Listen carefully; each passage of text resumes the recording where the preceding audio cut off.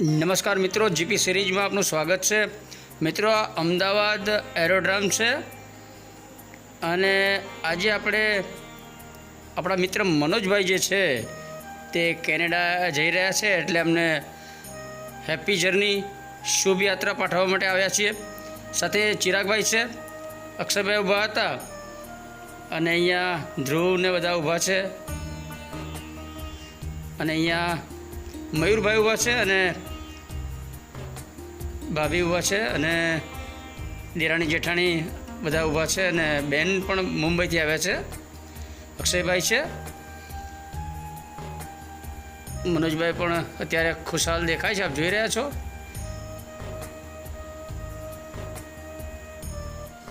અને આપણે અલ્પેશભાઈ સાથે આવ્યા છે ને અલ્પેશભાઈ અત્યારે અમદાવાદ લાભા રહે છે અને એ પણ આપણી સાથે આવ્યા છે અને તેઓ પણ મનોજભાઈને શુભકામના પાઠવી રહ્યા છે।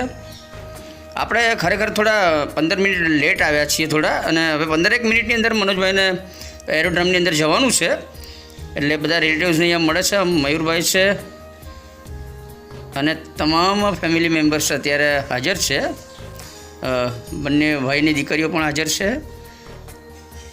અને પરિવારના મહિલા સદસ્ય બધા વાતચીત કરી રહ્યા છે।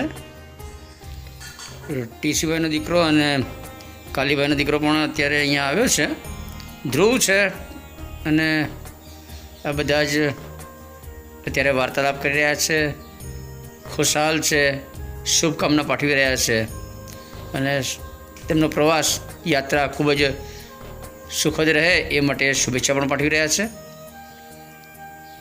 અને અલ્પેશભાઈ હવે એરોડ્રોમમાં મનોજભાઈ જાય એ પહેલાં જ એમને શુભકામના પાઠવી રહ્યા છે। ભેટીને સાંજનો સમય છે અને આપણે પણ એમને શુભેચ્છા પાઠવી છે, કારણ કે આપણે જીપી સિરીઝમાં ઘણા વિડીયોમાં આપણી સાથે મનોજભાઈ હોય છે, આપણે બધાએ જોયું જ હશે। અને સમય થવા આવ્યો છે એટલે હવે લગેજ બેગ ને બધું લઈ અને પ્રસ્થાન એરોડ્રોમની અંદર મનોજભાઈ અને ભાભી બંને જશે। અત્યારે ત્યાં સિક્યુરિટી ચેકિંગ થશે, પાસપોર્ટ અને ટિકિટ ને બધું ચેક થશે, પછી એમના લગેજનું સ્કેનિંગ થશે અને ત્યાર પછી એરોડ્રોમથી વિમાન સુધીનો જે રૂટ છે, રસ્તો, એ એરિયામાં જશે। હવે ધીરે ધીરે આગળ આવી રહ્યા છે। અહીંયા બધા જે સગા સંબંધી આવ્યા એમને મળવા માટેનું એ જગ્યા સ્થળ છે। અમદાવાદનું આ એરોડ્રોમનું ટર્મિનલ 2 નંબરનું છે અને મનોજભાઈ ધીરે ધીરે પોતાનું લગેજ લઈ અને પ્રસ્થાન કરી રહ્યા છે એમ કહેવાય, અને બધા રિલેટિવ્સ પણ સાથે જઈ રહ્યા છે। અક્ષયભાઈની એ છે આ બીજી જે ટ્રોલી છે એમાં 3 બીજી બેગ છે, એ પણ લઈ અને એમની દીકરીને બધા ધીરે ધીરે આ તરફ આવી રહ્યા છે। ટોટલી ફેમિલી મેમ્બર્સ એમના અત્યારે અહીંયા વિદાયમાન માટે ઉપસ્થિત છે। અમદાવાદ એરોડ્રોમ ટર્મિનલ નંબર 2 પર અત્યારે સાંજના લગભગ 5:30 થવા આવ્યા છે, એટલે ત્યારે હવે એમને એરોડ્રોમની અંદર એન્ટર થઈ જવાનું છે। હરીશભાઈ છે એ અમદાવાદ ગાંધીનગર બાજુ જ રહે છે અને અત્યારે ખાસ મળવા અત્યારે આવ્યા છે। મનોજભાઈનું ઘણું બધું કામ વિડીયોગ્રાફી અથવા જે તે ફોટોગ્રાફીનું આ હરીશભાઈ જ કરતા હતા। ધ્રુવ અને યુવાન છે ને મયુરભાઈ દૂર બીજી લગેજ બેગ લઈને ઊભા છે। આ ડેવલપ થઈ રહેલું ટર્મિનલ નંબર 2 છે, સરદાર પટેલ આંતરરાષ્ટ્રીય હવાઈ મથક છે। આ થોડા ફોટો સેશન, ફોટોગ્રાફી કરી બધા સાથે, મેમોરિયલ વિડીયો, પ્રણામ લખ્યું છે અને લગભગ બધા અહીંયા મળે છે, બધા જે રિલેટિવ્સ આવ્યા હોય સગા સંબંધી એ આ સ્થળ પર જ બધાને મળવાનું હોય છે। અને હજુ બધા જ હવે વિદાય આપી રહ્યા છે, શુભેચ્છા પાઠવી રહ્યા છે।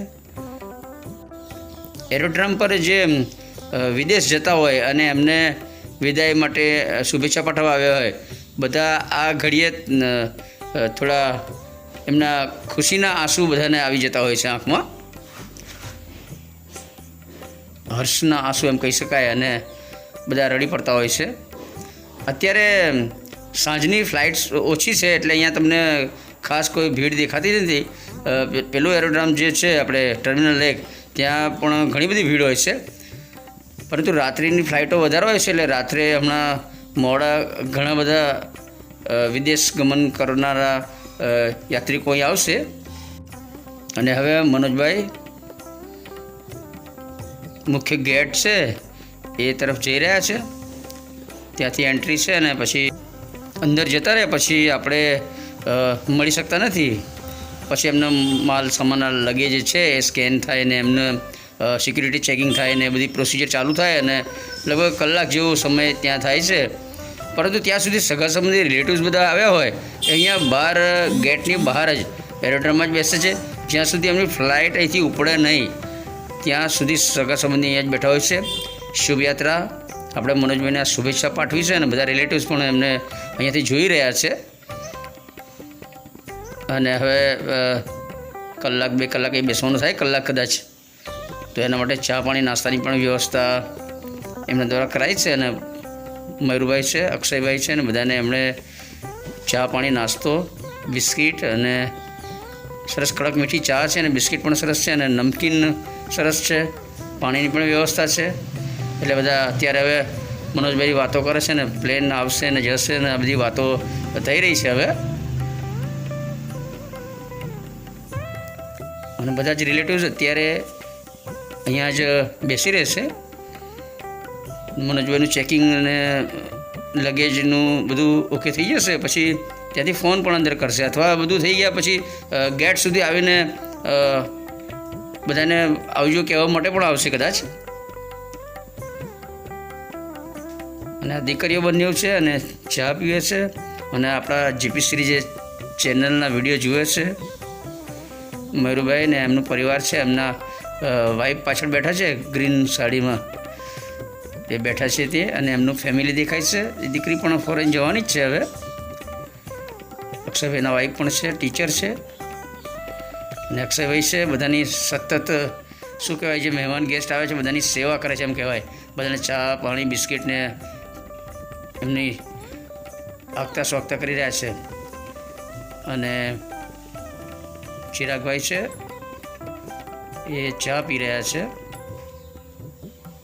ચા નાસ્તાનો કાર્યક્રમ લગભગ પૂરો થઈ ગયો છે. અક્ષયભાઈ પણ આપણી સાથે હવે ચા નાસ્તો કરી રહ્યા છે. અને હવે આપણે ગાડી અહીંયા જે પાર્ક કરી હતી લગભગ 200 રૂપિયા એનું આપણે ભાડું ચૂકવવું પડ્યું છે. અને હવે આપણે અહીંયાથી ખેડા રિટર્ન જઈશું. ડ્રોપ ઓફ પોઈન્ટ આ જગ્યા છે ત્યાં આપણે ગાડી પાર્ક કરી હતી અને બધા અહીંયા જ મળતા હતા. અને ભારતીય સંસ્કૃતિ પ્રમાણે ત્યાં પ્રણામ ને એવું બધું શબ્દો આપણા જે પરંપરાગત શબ્દો છે એ પણ અહીંયા જોવા વાંચવા મળે છે. અને હવે ચિરાગભાઈ ગાડી લઈને આવી રહ્યા છે એટલે આપણે થોડું મેમોરિયલ શૂટ યાદગીરી માટે આ થોડું શૂટ કર્યું છે. અને હવે આપણે ખેડા તરફ પરત જવાનું છે. ટર્મિનલ 2 નંબરનું છે અને તેના ડેવલપમેન્ટની કામગીરી ચાલુ છે. અને ચિરાગભાઈ અહીંયા ગાડી લઈને આવી ગયા છે એટલે હવે આપણે પણ ગાડીમાં બેસી જઈશું. થોડું મેમોરિયલ શૂટ કર્યું છે આપણે. અને હવે આપણે વે ટુ ખેડા તરફ પરત જઈ રહ્યા છે. પરંતુ એરોડ્રોમનો થોડો નજારો બતાવ્યો છે. સાંજ પડવા આવી છે, સંધ્યાનો સમય છે, સૂર્યાસ્ત થઈ રહ્યો છે, સૂર્ય ઢળી રહ્યો છે અને ગોલ્ડન પ્રકાશ તમે જુઓ, ઢળતા સૂરજનો સોનેરી પ્રકાશ તમને એરોડ્રોમ પર દેખાય છે. અને હવે આપણે જે બહાર નીકળવાનું છે એ રસ્તા તરફ જઈ રહ્યા છે. અહીંથી આગળ થોડા આગળ જાઓ એટલે ટર્મિનલ નંબર 1 એરોડ્રોમ આવે છે. અને આ ડેવલપ થતું છે અને આપણી ફ્લાઇટ અહીંયા હતી એટલે આપણે બધા અહીંયા આવ્યા છીએ. અત્યારે અહીંયા ખાસ ભીડ નથી કારણ કે અહીંયા થોડા ઓછા પ્લેન લેન્ડ થાય છે અને પેલું ટર્મિનલ 1 છે એમાં વધારે વિમાનોની આવાજાही હોય છે. અને અહીંયાથી બહાર એટલે આપણે લગભગ બહારના વિસ્તારમાં આવી ગયા છે એમ કહી શકાય. અહીંયા પાર્કિંગ છે. સંધ્યા સમય છે, સૂર્ય ઢળી રહ્યો છે, સૂર્યાસ્તનો સમય છે, આપ જોઈ રહ્યા છો. પક્ષીનું વિહંગાવલોકન, પક્ષી પરત માળામાં આવી રહ્યા છે. અને આ એક ફ્લાઇટ જો તમે જોઈ રહ્યા છો, વિમાન ઉડી રહ્યું છે. અને ઘણા સમય આપણે ઊભા રહ્યા છીએ, લગભગ અડધો કલાક. તો આ પહેલી વાર આ વિમાન ઉડતું અહીં જોવા મળ્યું છે ટર્મિનલ નંબર 2માં. અને અહીંયા આપણા તિરંગા શાનથી લહેરાઈ રહ્યો છે. ખૂબ જ ઊંચાઈએ ઉન્નત આકાશમાં તિરંગા લહેરાઈ રહ્યા છે. અહીંયા જો પક્ષીઓનું વિહંગાવલોકન આપણે વાત કરી તે પ્રમાણે અહીંયા જે વૃક્ષો છે એની પર સેંકડોની સંખ્યામાં પક્ષીઓ પણ અહીંયા પોતાનો રેન બસેરા બનાવાયા છે. હવે આપણે જે ગેટ નંબર 1 એવું કંઈક કહેવાય છે ને, અને અહીંયા ક્લિયર થઈ ગયું છે આપણે. અને હવે ખેડા તરફ જઈ રહ્યા છીએ. ચિરાગભાઈ ગાડી ચલાવી રહ્યા છે અને બાજુમાં અલ્પેશભાઈ બેઠા છે.